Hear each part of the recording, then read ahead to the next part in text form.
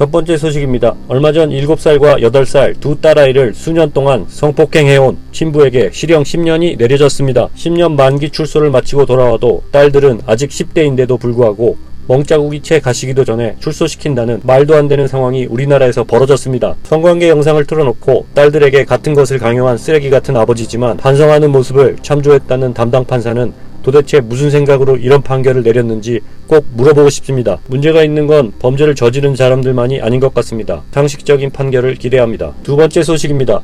최근 대구에서는 여자 중학생을 단체로 성폭행하고 그 상황을 촬영해서 인터넷에 유포한 사실이 벌어져 세간을 분노하게 했었습니다. 더욱 어이가 없는 사실은 정신적 충격으로 학교까지 옮긴 여학생을 성폭행한 가해자 남학생 중 한 명이 부모와 함께 학교로 찾아갔다는 것입니다. 위력에 의한 유사 가늠과 음란물 제작 배포 혐의로 재판을 앞둔 상황이었음에도 대구 동부교육지원청 상담교사를 동원해서 접근 금지 명령을 무시하고 여학생의 학교로 찾아갔다니 정말 믿기 힘든 일이 아닐 수 없습니다. 다행히 여학생 담임교사의 강력한 방문 거절로 가해자와 피해자가 만나는 사태까지 발생하지는 않았지만 접근 금지 명령을 무시하고 가해자와 동행한 상담교사는 과연 뭘 위해서 그랬는지 정말 궁금합니다.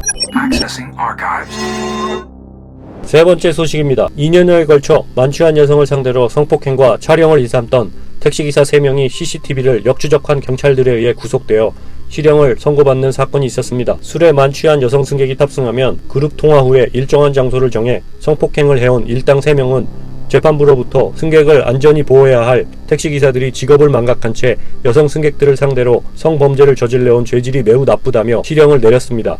질 나쁜 이 택시기사 일당은 방조범 징역 4년, 공범 징역 6년, 주범 징역 12년을 선고받았습니다. 상습적으로 성범죄를 저질러온 일당들에게도 이 정도 수위의 낮은 형이 과연 적합한 것인지 한 번 더 생각해봐야 할 것 같습니다. 지금의 형량보다 10배는 더 받아야 될 것 같습니다. 네 번째 소식입니다. 지난해 11월 강원도 지역의 한 여관에서 70대 여주인을 성폭행한 30대 남성이 잡혀 징역 12년을 선고받았습니다. 이 가해자는 안면 등을 잔혹하게 구타한 후 성폭행을 저지른 것으로 밝혀졌습니다. 이런 심각한 범죄 행위에도 아랑곳하지 않고 소주 10병을 마셔서 심신미약 상태였다는 이유를 가지고 2번의 항소를 했지만 항소 재판부는 이를 시원하게 기각했습니다. 심신미약이라고 주장하지만 당시 정황을 너무 정확하게 기억하고 있다는 내용 등이었습니다. 이 와중에도 더욱 기가 막힌 일은 항소가 기각당하자 이 범죄자는 재판소에서 난동을 부렸다는 것입니다. 반성은커녕 심신미약을 내세워 대한민국의 법을 우롱한 이 범죄자에게 내려진 12년형은 법정 모독을 추가해서 최소 24년형이 내려졌으면 하는 바람입니다. 오늘 준비한 소식은 여기까지입니다. 오늘도 끝까지 시청해주셔서 감사합니다.